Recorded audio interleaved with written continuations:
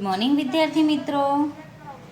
आज हम कक्षा 8 विषय हिंदी भाग 8 डायरी लेखन।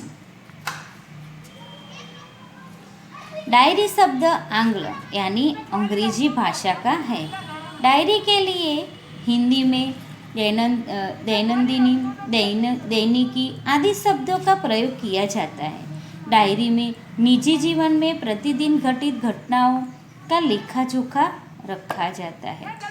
डायरी के पढ़ने से किसी व्यक्ति के जीवन में घटित घटनाओं, कार्यों या तथ्यों की जानकारी प्राप्त होती है।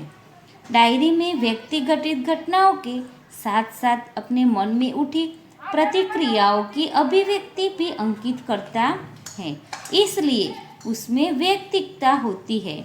डायरी प्रतिदिन, साप्ताहिक, पाक्षिक अथवा मासिक लिखी जा सकती है।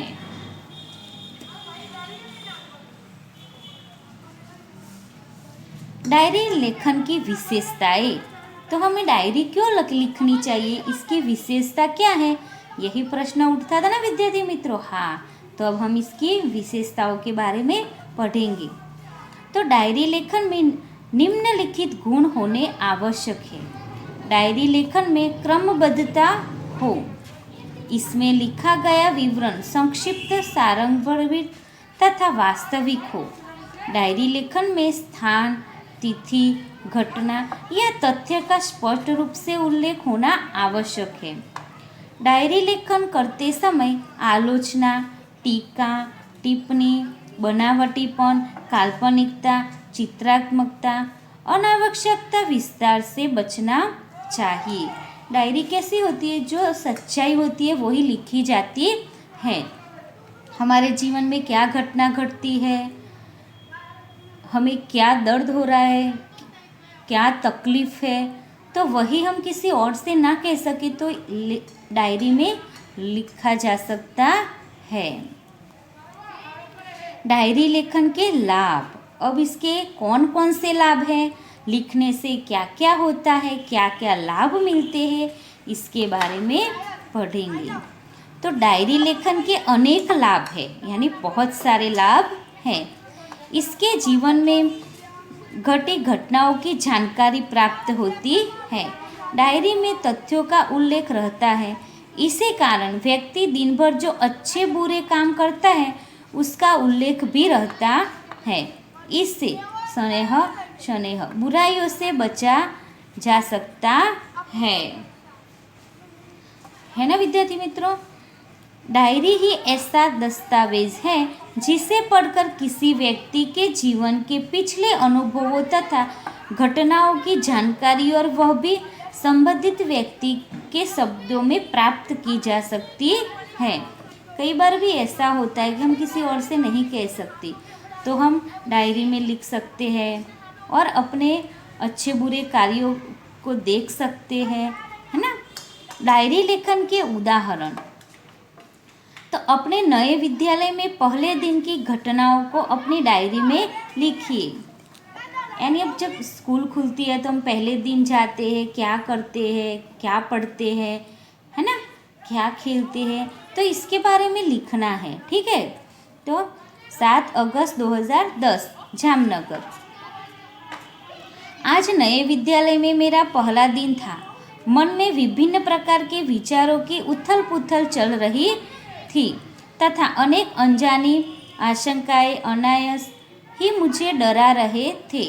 9 बजे पिता के साथ मैं अपने नए विद्यालय आदर्श मंदिर में पहुंचा। प्रधानाचार्य कक्ष में जाने पर उन्होंने मुझसे कुछ प्रश्न किए, जिनके मैंने उत्तर दे दिए। मेरे उत्तरों से वे संतुष्ट नजर आए। उन्होंने मुझे प्रवेश के लिए निर्धारित फॉर्म दे दिया। मन को राहत मिली। थोड़ी ही देर में शुल्क आदि जमा करवाने के सब बाद मैं अपनी नई कक्षा में पहुंच गया। अपने नए दोस्तों, अध्यापक और आचार्य से मिलकर ऐसा नहीं लगा कि मैं नए विद्यालय में आ गया हूँ। तो हाँ विद्यार्थी मित्रों, हम नई स्कूल में गए, है ना, तो फिर बात सब कुछ नया नया होता है, दोस्त नए होते हैं, टीचर्स नए होते हैं, है ना। तो ऐसा नहीं लगा कि मैं नई स्कूल में आया हूँ, तो ऐसा उसने अपनी डायरी में उल्लेख किया है।